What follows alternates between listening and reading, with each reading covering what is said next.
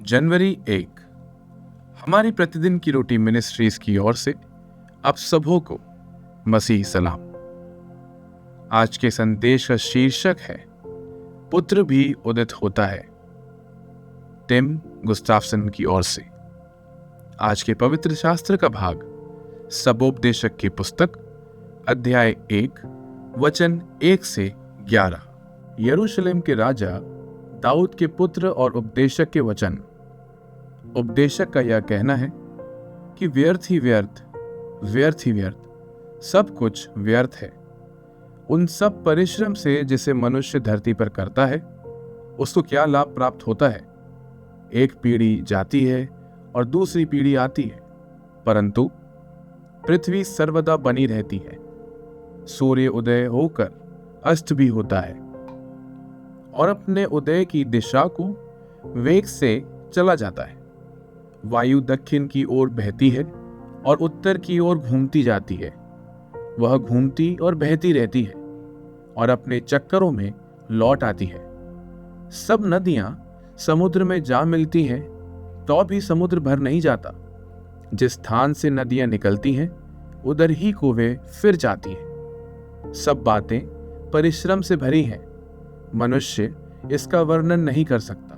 ना तो आंखें देखने से तृप्त होती हैं और ना कान सुनने से भरते हैं। जो कुछ हुआ था वही फिर होगा और जो कुछ बन चुका है वही फिर बनाया जाएगा, और सूर्य के नीचे कोई बात नई नहीं है। क्या ऐसी कोई बात है जिसके विषय में लोग कह सकें कि देख यह नई है। यह तो प्राचीन युगों में वर्तमान थी। प्राचीन बातों का कुछ स्मरण नहीं रहा और होने वाली बातों का स्मरण उनके बाद होने वालों को ना रहेगा। मुख्य वचन सबोपदेशक 1:5। सूर्य उदय होकर अस्त भी होता है।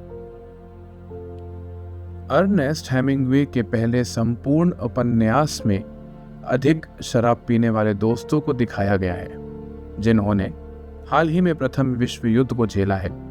उनमें युद्ध की तबाही के शाब्दिक और लाक्षणिक रूप से घाव के निशान हैं जिसे वह सहन करते और पार्टियों, भव्य साहसिक कार्यों और आसपास सोने के द्वारा इसका सामना करने की कोशिश करते हैं। दर्द के असर को कम करने के लिए हमेशा शराब होती है।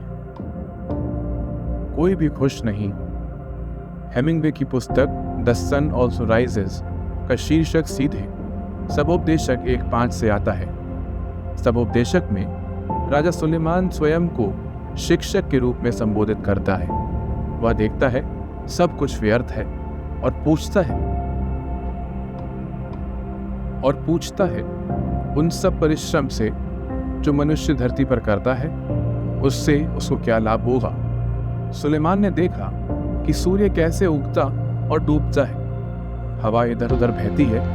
नदियां कभी संतुष्ट न होने वाले समुद्र में बहती रहती हैं। अंततः सब कुछ भुला दिया जाता है। हेमिंग्वे और सबोपदेशक दोनों ही हमें केवल इस जीवन के लिए जीने की व्यर्थता से सामना कराते हैं। हालांकि सुलेमान ने अपनी पुस्तक में दिव्य के उज्जवल संकेत बुने हैं। वहां स्थिरता है और वास्तविक आशा है।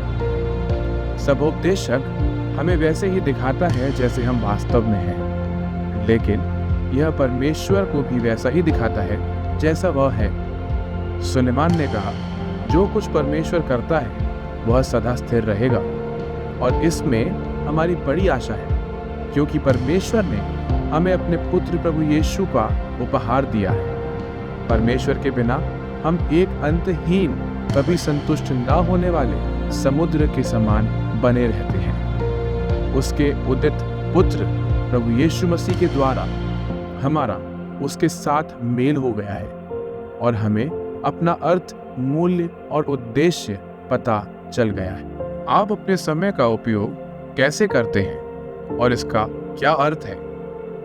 यीशु का अनुसरण करने के लिए आप अपनी प्राथमिकताएं कैसे बदल सकते हैं।